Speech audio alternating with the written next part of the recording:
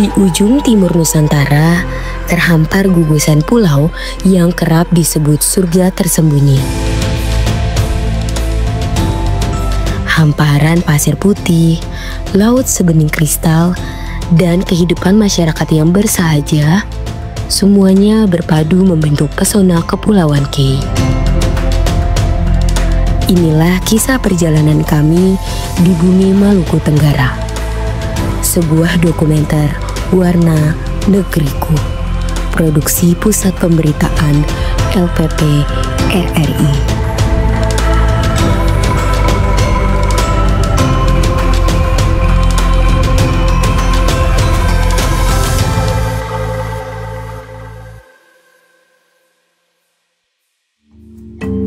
Perjalanan panjang dari Jakarta, transit di Ambon, akhirnya membawa kami ke Langgur. Bandara Karangsatsu Tubun menjadi pintu gerbang utama menuju pesona Kei. Suasana hangat khas kota kecil di timur Indonesia langsung terasa. Di luar bandara, jalanan sepi namun tenang.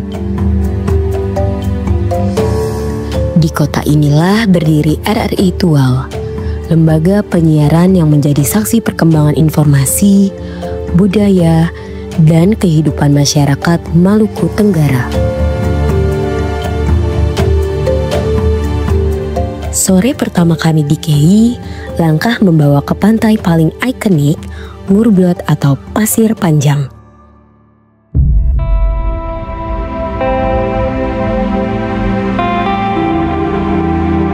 Hamparan pasir putih terbentang lebih dari 3 km. Butirannya begitu halus hingga dunia menjulukinya sebagai pasir terhalus di bumi. Angin laut bertiup lembut, ombak datang silih berganti, dan garis horizon seolah tak berujung. Tak heran, pantai ini jadi primadona wisata Kei dan sering disebut sebagai salah satu pantai terindah di dunia.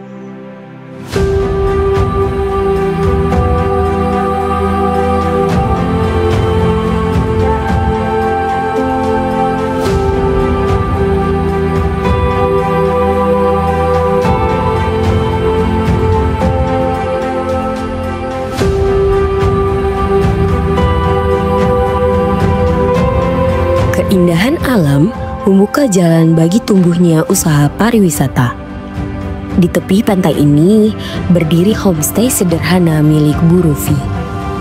Dari tempat kecil inilah wisatawan mancanegara menemukan rumah singgah dan masyarakat Kei mulai merasakan manfaat ekonomi dari hadirnya pariwisata. Kami memulai proses membuat penginapan dimulai dari tahun 2016. Dan sudah kurang lebih 9 tahun kami memulai usaha membuat penginapan. Kami mencoba menarik bagaimana wisatawan datang ke sini, dan awal kami mengusahakan 1 kamar dulu, dan puji Tuhan banyak tamu asing, dan dari tahun ke tahun kita mulai berkembang dan kita membuat penginapan. Sekarang kami memiliki 5 kamar, dan di Yohana ada 5 kamar, dan di Yosefa ada 1 kamar. Gitu. Kalau untuk fasilitas yang disiapkan sendiri di setiap penginapan itu apa-apa saja sehingga memang bisa memberikan kemudahan bagi para wisatawan seperti itu saat berkunjung ke Pasir Panjang. Ya, fasilitas kami juga menyediakan antar jemput. Kalau tamu yang mau nginap di sini, kami menyediakan fasilitas antar jemput dengan mobil. Terus fasilitas dari semua kamar itu ada AC, air panas mandi, water heater, sama sudah masuk ada wifi juga untuk tamu yang, karena rata-rata bahwa tamu yang mereka datang ke sini mereka harus ada internet, mereka mau komunikasi, dan memang tamu-tamu, kebanyakan tamu yang datang ke sini itu tamu mancanegara dari luar negeri, orang asing. Kalau untuk kuliner sendiri, kuliner yang diunggulkan di sini yang menjadi primadona lah untuk para pengunjung kira-kira apa? Untuk kuliner di sini, untuk makanan ringan kayak snack begitu biasa disediakan ada pisang enbal. Pisang enbal itu bahwa enbal adalah makanan khas orang Maluku, orang Kei khususnya. Dan kemarin Pak Sandiaga Uno, Bapak Menteri Pariwisata, dia datang ke sini dan dia bilang kata pisang bukan pisang enbal tapi namanya pisang sianida. Karena enbal itu dia ada mengandung racun sianida tapi sudah diolah, diproses jadi akhirnya bisa dikonsumsi aman gitu. Ada perhatian tidak dari pemerintah daerah? Ini kan artinya pelaku usaha ini kan butuh juga perhatian dari pemerintah daerah. Sejauh ini yang dilihat bagaimana? Kalau dari saya sendiri selama ini dari pihak pemerintah belum terlalu campur tangan, mungkin membantu dalam hal-hal. Kita selama ini cuma usaha sendiri, ya kita usaha dan puji Tuhan ya kita bisa buat sedikit-sedikit. Dan memang rata-rata di sini karena memang kita istilahnya cuma usaha sendiri dan cuma beberapa satu penginapan kayak Yohana cuma 4-5 kamar, yang lain-lain juga rata-rata di sini gitu ada. Pesona apa yang dijanjikan untuk masyarakat berkunjung ke sini dengan kondisi yang ada di sini? Selain pasirnya halus, ada apa juga yang memang secara alami sudah ada di sini?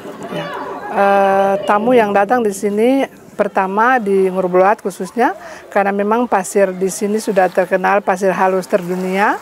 Dan selain datang di sini, tamu biasanya kita di sini juga mempunyai ada trip-trip yang bisa mengantar tamu, apalagi tamu mancanegara. Mereka pergi ke Ngutafur, itu Snake Island. Di situ ada pasir timbulnya. Selain itu ke Bair, ada Goa Huang, dan masih ada tempat lain lagi yang di sini juga ada ada Ngap, Ergudan, karena di situ banyak katanya ada tumbuh karang yang mereka bisa lihat di situ. Bagi masyarakat Kei, pantai bukan sekedar tempat wisata, tetapi ruang bermain dan ruang hidup. Anak-anak berlarian di atas pasir putih, tertawa riang bermain bola di tepian ombak. Sementara komunitas lokal sibuk menjaga kebersihan pantai.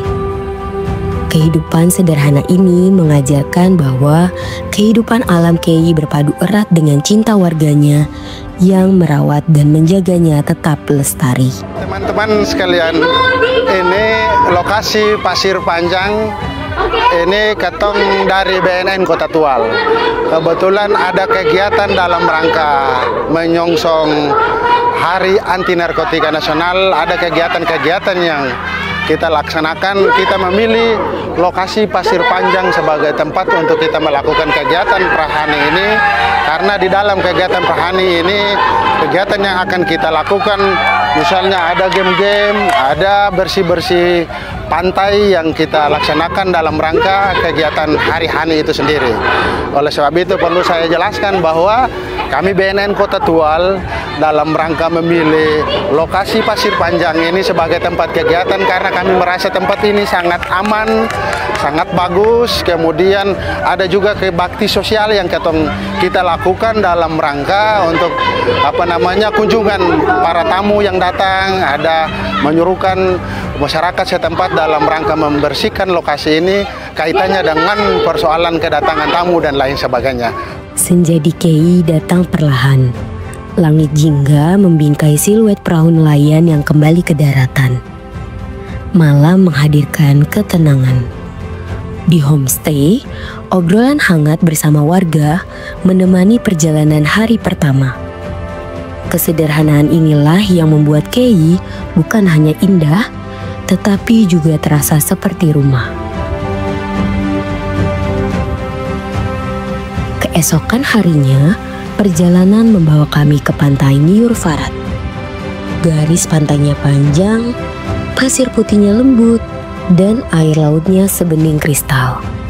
Pantai ini dijuluki surga tersembunyi, tempat yang masih alami, jauh dari keramaian.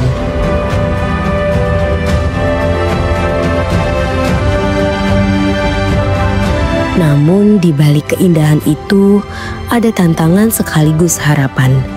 Pemerintah daerah berupaya membuka akses jalan, membangun infrastruktur, dan memperkenalkan Kei ke dunia.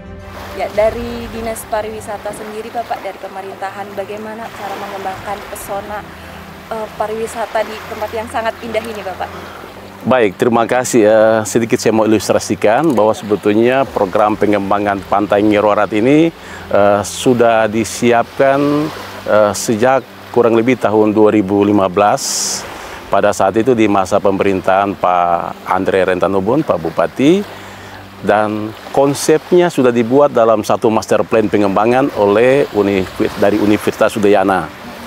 Nah, selanjutnya di masa pemerintahan yang terhormat Bapak Haji Tahir Hanubun di periode pertamanya, beliau mulai melihat ini sebagai potensi yang mana kalau dibilang surga tersembunyi, saya sering bilang ini loh surga nyata yang kita sudah mau tampilkan. Ya, dan sejak tahun 2022 sentuhan-sentuhan pembangunannya sudah bisa jalan. Lokasi daya tarik wisata ini dibuka, kemudian pemerintah daerah, Pak Bupati Haji Tahir Hanubun membuka akses jalan ke sini ya, akses jalan hot mix 6,7 km. Nah, dari situlah kita mau bikin berbagai kegiatan.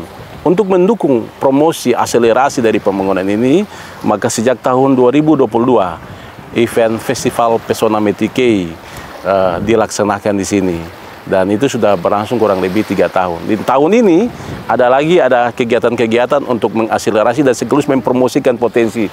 Salah satunya yang kita lihat teman-teman dari kuartir cabang Pramuka, Maluku Tenggara sudah melakukan camping. Ini suatu saat juga bisa dijadikan sebagai camping area. Nah, berikut nanti di tanggal 21 sampai tanggal 27 Juli 2027 akan ada kegiatan Sail to Indonesia. Wisatawan asing yachter akan berlabuhnya di sini. Sekitar ada 50 kapal dan tercatat itu ada dari sekitar 15 negara. Dan mayoritas itu dari Prancis, dari Amerika, dari Inggris. Ini yang sudah. Kita terus berbenah sampai nanti acara Puncak Metikei 2025. Kurang lebih demikian, Mbak Novi. Ya. Kira-kira nih Bapak, spot-spot unggulan apa saja Pak yang ada di Maluku Tenggara ini? Ya, kami di Maluku Tenggara itu punya 76 daya tarik wisata. Jadi kalau Mbak Novi datang di sini jangan kaget karena nanti ke tempat lain masing-masing dengan keunikan. Tapi kalau soal surga pantai dunia itu banyak, baik itu wisatawan dalam dan luar negeri dan juga berbagai media asing menyebutnya ini kalau surga pantai dunia datang di Kei. Nah, kami punya banyak potensi yang mulai satu-satu kita expose dan dijadikan Maluku Tenggara sebagai never ending destination. Jadi siapapun yang datang, efek kejutnya selalu bisa dijumpai. Dengan infrastruktur, festival, dan event internasional yang terus dikembangkan, Pantai Nyiruarat dan 76 destinasi lainnya menjadikan Maluku Tenggara selalu istimewa. Kei layak disebut sebagai never ending destination, menghadirkan kejutan dan pengalaman baru bagi setiap wisatawan.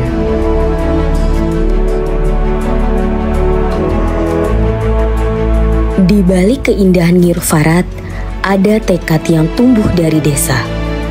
Ibu Leobora Worsok, pejabat Ohoy Dirtaun, menggambarkan semangat warganya untuk menjaga alam dan menjadikannya sumber kehidupan. Dengan mengajak masyarakat untuk sama-sama menjaga lingkungan Ohoy Dirtaun ini. Dan di samping itu ada pemberdayaan-pemberdayaan yang diberikan oleh pemerintah Ohoy untuk pengembangan ekonomi masyarakat. Di antaranya bantuan pemberdayaan untuk pemberdayaan kuliner, ibu-ibu, terus ada bantuan-bantuan gazebo untuk masyarakat. Namun jujur di sini juga kami selaku pemerintah Ohoy juga mau bilang bahwa bukan merasa kecewa, bukan, tapi ini kondisi terkait dengan kondisi alam yang ada di Ohoy Dirtaun. Dan kita lihat bahwa pengunjung yang datang di tempat wisata itu biasanya itu untuk aktivitasnya mandi-mandi di laut. Tapi kondisi alam di sini itu pada saat surut itu jauh sekali dari pesisir pantai, dan juga waktu pasang surutnya itu terlalu begitu lama, sehingga pengunjung itu juga kadang datang karena kondisi itu mereka tidak bisa mandi-mandi, akhirnya mereka kembali ke Pasir Panjang, Ohoi Lelir. Tapi itu juga bukan dengan kondisi alam yang ada, jadi kami pemerintah Ohoi dan masyarakat ini merasa kecewa, tidak juga. Kami bersyukur, dan walaupun pasang surut ini juga kami bersyukur karena lebih menarik wisatawan. Ohoi Dirtaun mengajarkan kita untuk selalu bersyukur. Seperti disampaikan Ibu Leobora Wursok, pasang surut laut bukanlah hambatan, melainkan keunikan yang menjadi daya tarik tersendiri. Kehidupan warganya pun berjalan sederhana namun berdaya. Para ibu menguatkan ekonomi lewat usaha kuliner. Wisatawan datang merasakan pesonanya, dan alam tetap setia memberi kehidupan. Inilah Ohoi Dirtaun, rumah kebersamaan dan rasa syukur yang patut dijaga. Tak jauh dari pesisir, sebuah legenda tersimpan di Goa Lian Hawang. Air biru jernih memantulkan cahaya, menciptakan nuansa magis di dalam gelapnya gua. Namun bagi masyarakat KI, Lian Hawang bukan sekadar destinasi wisata. Tempat ini dianggap suci dengan aturan yang diwariskan turun-menurun. Goa Lian Hawang adalah bagian dari identitas budaya, sebuah ruang yang mengikat alam dan keyakinan masyarakat KI. Selain panorama alamnya, kehidupan masyarakat KI menyimpan warna tersendiri. Rumah-rumah sederhana berdiri di tepi jalan, dan landmark kota Langgur menjadi wajah modern Maluku Tenggara. Di tengah kota berdiri monumen hukum adat Larful Ngabal, sebuah warisan nilai yang dijadikan pedoman hidup masyarakat KI hingga kini. Larful Ngabal bukan hanya aturan adat, tetapi fondasi yang menjaga harmoni masyarakat dengan alamnya.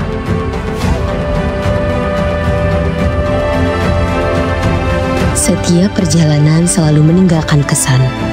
Maluku Tenggara mengajarkan bahwa keindahan sejati bukan hanya ada pada pantai dan lautnya, tetapi juga pada hati masyarakatnya yang merawat alam. Dari KI, kami belajar menjaga warisan bukan sekedar melestarikan alam, tetapi juga menyiapkan masa depan. Kepulauan KI adalah surga yang tak hanya indah untuk dilihat, tetapi juga menginspirasi untuk dijaga.